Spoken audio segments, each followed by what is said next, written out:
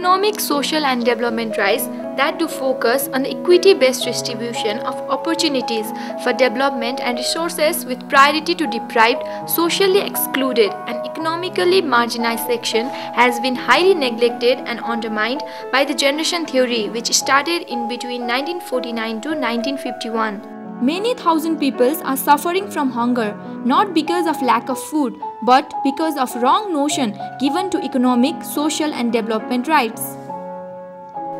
It was the time when the twin covenant, that is, International Covenants on Civil and Political Right (ICCPR) and International Covenant on Economic, Social and Cultural Right (ICESCR) was not drafted, and the Commission on Human Rights was working on the single document. The both have been considered related to one another. However, in 1951, the General Assembly, under the pressure from West, agreed to draft two separate covenants. The adherents for a single document claim that since human rights are indivisible, interrelated and inalienable, they cannot be differentiated. They must be protected and promoted in the same way.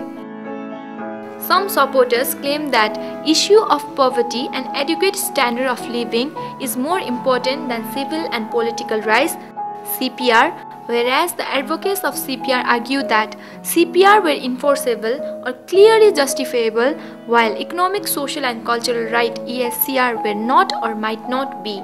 They also argued that CPR is the right of individual against state, while ESCR were the right which a state would have to act to promote them. They strenuously claim that ESCR are not the right but they are merely inspirational, and if they are considered as rights, then that would undermine the real rights, that is, CPR, and would lead to downgrade them. Thus, the generation theory was put forward as a result because the Western powerful countries like USA supported ICCPR, claiming that the idea of economic and social right is manipulated by abusive regime.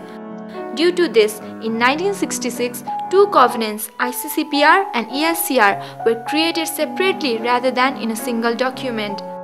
The notion of three-generation theory was firstly put forward by Karl Vasak in 1979, but the prime objective of ESDR no longer believes in generation of human right and strongly focuses on the indivisibility, inalienability and interdependence of human right, which was also addressed in number of conferences like 1968 Proclamation of Tehran, which stated that since human right and fundamental freedom are indivisible, the full realization of CPR without the enjoyment of the ESCR is impossible. Poverty is the worst form of violence. But the Western countries has neglected the ESCR rights, claiming it as inspirational and non-enforceable right. However, the large number of people who are under the threshold condition of poverty in South Asia clearly portrays the inherent need of ESDR. The statement that poverty per se is a violation of human right is a myth, misconception, because human right violation is the main cause of poverty, which is caused when economic, social and development rights are given less priority than civil and political rights.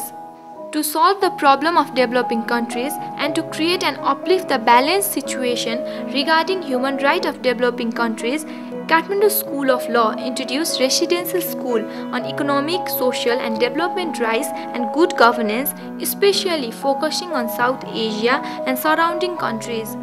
Kathmandu School of Law has been playing the crucial role in promoting advocacy of indivisibility of human rights for the last 8 years. It believes that the prospect of good governance can be enhanced by promoting economic and social rights along with civil and political rights. The protection and promotion of human rights is inseparably related with the good governance and devolution of powers and vice versa. While the consolidation of good governance strengthens the prospect of respect for human rights, the latter significantly contributes to democratize and popularize the government institutions. With this view, Kathmandu School of Law has been organizing residential programs for student and interactive dialogue of professors on economic and social right and good governance. ESDR, we emphasize not to theoretically impart the information, rather to give an access to the scholars to practically participate, to learn the our skills to deal with the socio-economic problem of the different countries. Thank you. Since 2005, the program has been organized in coordination with SAL's forum and has been transformed into a platform of law students and professors from South Asian region and China. The platform provides an opportunity for young law students and teachers to deeply understand the significance of economic and social rights and their relationship with good governance in order to address the problem of exclusion of vast majority of population in the region. Before participating in ESDR residential school, I perceived that human rights to be more related with civil and political rights like freedom of speech, right to vote, etc. But after participating in this program, I truly internalized that human dignity in terms of good life, shelter, food, etc. is the primary human right. Hence, I believe that human right is indivisible regime of rights. From my friends who were participants of last ESDR residential school, I found ESDR residential school very fruitful, and I am highly motivated and I am forward looking to participate in upcoming residential school. The main objective by which Kathmandu School of Law has introduced residential school can be listed as promotion of increased academic and professional discussions on issues of good governance and its relation with economic, social and development, promotion of research and consistent dialogue on human right, economic and social right in particular, the inclusion of democracy and good governance in academic institutions in the region targeting students, faculties, government, experts and activists, development of a regional platform for academics and professionals for discussion on human right, inclusive democracy and good governance. Enhancement of intellectual capacity building and human resource on these issues with a view to assist in the process of constitution making context of Nepal. The journey of ESDR begins with the first winter residential school on economic, social right and good governance, which was held from 7th to 11th January 2005. The outcome of the school was that the participant developed a new charter of fundamental right of people of Nepal and structure of the government and its mechanisms. Second winter residential school was on economic, social right and good governance, held from 18th to 24th October 2005. Outcome of it was Charter of Nepal, structure of government and its mechanism including economic development package was developed. Third residential school was on economic, social and development rights and good governance, held from 28 December to 12 January 2006. Significance of this was to explore the issue of community which had not been addressed before. Fourth winter residential school was on economic, social and development rights and good governance, held from 22 September to 5 October 2007. As a young faculty, to promote this particular program, ESDR, what shall be done? I mean, what role shall we play is the basic crux. And I think we shall implement or we shall use whatever had been taught in winter residential school as part of the integral part of our teaching methodology. Similarly, we can play different roles like creating more resource based on ESDR or carrying out more research activities based on ESDR, economic, social and development right, creating more pro bono lawyers. The forum was also significant to promote discussion on exclusion of disenfranchised communities and its reluctant impact on democracy. Fifth residential school was on economic, social and development rights and good governance, held from 16th October to 7th November 2008. As an achievement of fifth school, a regional forum to promote study on economic, social and development rights and good governance has been established to build awareness about the economic and social justice to vulnerable groups as a milestone for sustaining democracy. Sixth international residential course was on economic, social and development right and good governance, with special reference to emerging issues of human right, held from 21st October to 14th November 2010. The primary goal of the course was to provide opportunities for law faculties, students and rights advocates to address the issues and development rights and good governance with special focus to emerging issues of human right. Seventh school was held on 4th to 24th December 2011, and it addressed on the issue of human rights in holistic perspective, that is to say those human rights are taken as an integrated instrument of promotion of and protecting human dignity with special focus on poverty as a serious cause of violence and human rights violation. After participating in the ESDR program, I wouldn't say it has changed the entire aspect of seeing human rights, because before joining the residential program, I had certain ideas about human rights. But there is one thing that the residential school has taught me. That is, irrespective of where we come from, no matter how diverse communities we come from and what are the kind of diversities we represent, there is one thing that is common and unites us. That is the religion of you, God. Human rights, good governance, and democracy. Continuing its efforts and maintaining its legacy, Kathmandu School of Law, for the 8th time, organized residential school on economic, social and development rights with emerging discourse on new international legal order held on 22 June to 12 July. Till date, students from 9 different countries have participated. ESDR has been carried out by national and international experts on socio-economic right and good governance and facilitates the programs, experts and advocates working for the vulnerable groups from rights and rule of law based approach. These experts use pragmatic approach to teach in this school. The methodology of teaching in ESDR starts with a preliminary orientation. The participants are engaged in field research, country presentation, which helps to highlight the present condition of their respective countries and further includes comments of professors. Participants are engaged in workshops, interactions, discussions, presentations and various competitions such as moot court, elocution, etc. Participants need to submit their reports, examinations are held and they are evaluated as per their performance throughout the program.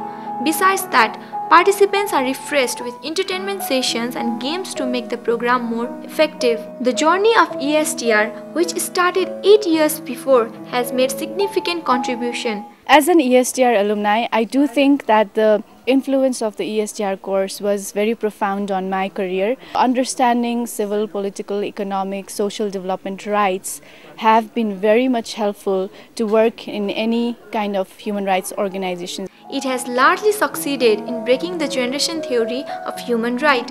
Since ICCPR and ICSCR both are based on the principle of equality and non-discrimination, these two types of right cannot be enjoyed in isolation in the absence of another. Generation theory implies differences, okay?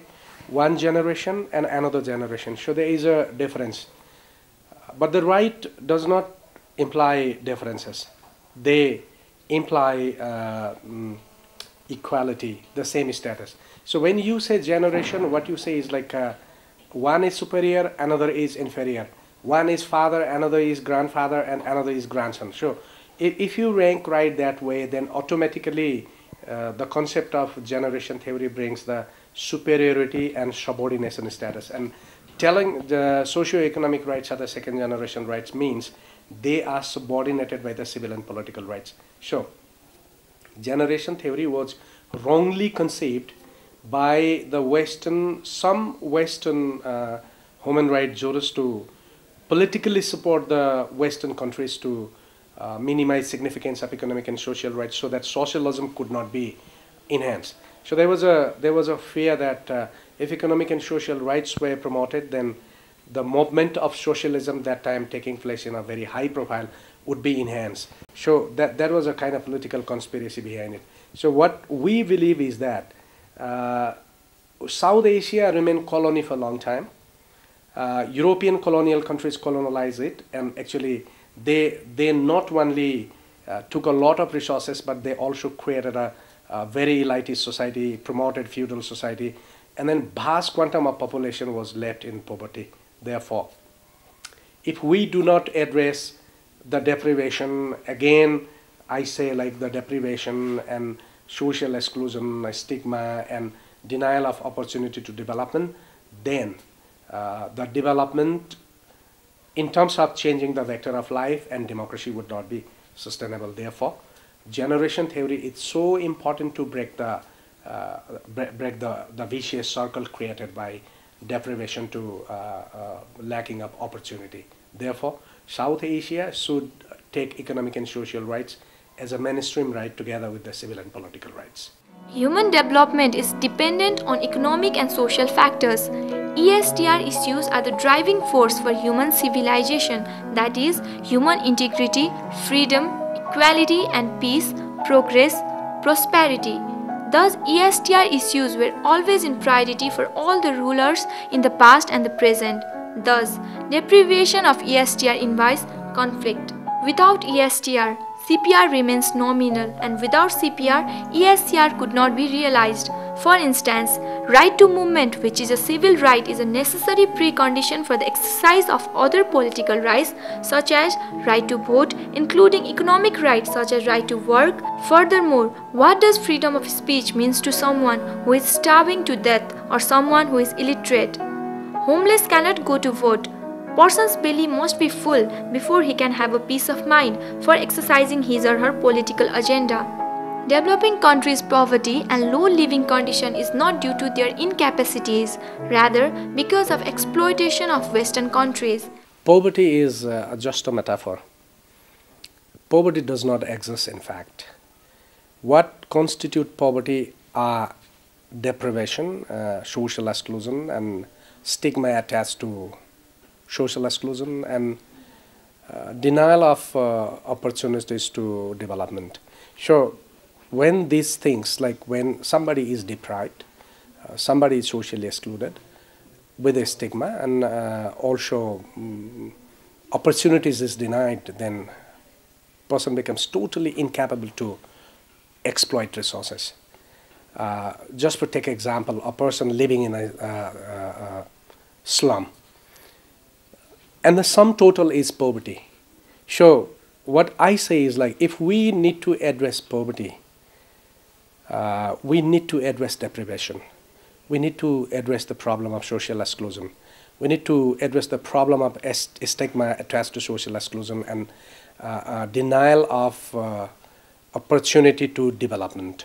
If we address these four things, then person's vector starts changing. Okay, from very low profile vector, the person starts becoming capable, and then he starts becoming able to own for himself. So the question of information is very important here. So education is therefore very important, because education teaches people to pick up right preference. Therefore, I often say, for example, if a driver is given a training to set up a mechanic garage, then his or her earning will be 3, 4 or 4 times more.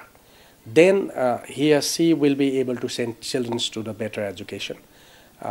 His family's health will be better, and then he or she also will be able to give employment to others. So therefore, more earning will shift the vector of life to the other degree, means the deprivation is addressed. So today, Western development paradigm and the philosophy have been challenging in that, because they are trying to address metaphor, not the problem itself. So socioeconomic rights, championing socio-economic rights today, what we have been trying to do is like we have to address deprivation.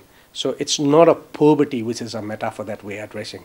By addressing deprivation, social exclusion, stigma and denial of opportunity will eliminate the poverty. Therefore, what I say is like, poverty therefore is not an outcome, is not a cause of human rights violation.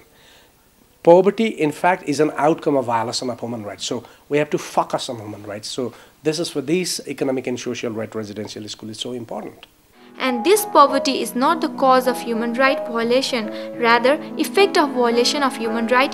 Therefore, international community has legal as well as moral obligation to address those poverty. Taking ESDR seriously implies a commitment to social integration, solidarity and equality, including tackling the question of income distribution. ESDR include a major concern with the protection of vulnerable groups such as the poor, the handicapped, and indigenous people. यदि हामीले पछाडी परेको वर्गलाई, पछाडी परेको क्षेत्रलाई र जनजातिहरू, दलित जो आर्थिक विपन्नतामा पिसिएका छन् र सामाजिक कुरीति र सामाजिक बहिष्करणमा परेका छन्, यदि उनीहरूलाई देशको आर्थिक गतिविधिको मूलधारमा ल्याउने, समाज रूपान्तरण गर्ने हो भने उनीहरूको आर्थिक, सामाजिक र सांस्कृतिक अधिकार र खास गरी विकास सम्बन्धी अधिकारलाई हामीले सुनिश्चित गर्नुपर्छ। यदि यसरी सुनिश्चित गरियो भने पछाडि परेको वर्गहरू जो सीमान्तकृत अवस्थामा छन्, आर्थिक रूपले र सामाजिक रूपले बहिष्करणमा परेका छन् र विकासको मूलधारबाट ज्यादै टाढा उनीहरू छन्, त्यो विकासको मूलधारभित्र उनीहरूलाई जोड्न सकिन्छ। Providing fundamental rights should not be at the mercy of changing government policies and programs, but should be defined as entitlements. Issue of human right in developing countries in economic deprivation as well as social exclusion, which deprives mass of people from fruits of democracy. Human rights become politically predominant in developing countries. It is elusive to poor, as poverty creates barricade to enjoy political freedoms, which shows generation theory is a serious obstruction in meaningful enjoyment of human rights in developing countries. Economic, social and development rights conspicuously emphasize the change in the vector of life, whereas civil and political rights the need of preserving protected sphere of life. Both are dependent and reinforcing. No change in vector of life would be meaningful without protected and vice versa. Thus, both ICCPR and ICSCR are equally important, and it is illogical to divide these two rights into different generations. In this aspect, ESDR has played a role of social engineering, and each student should fight against the stereotypical concept of generation theory of human rights.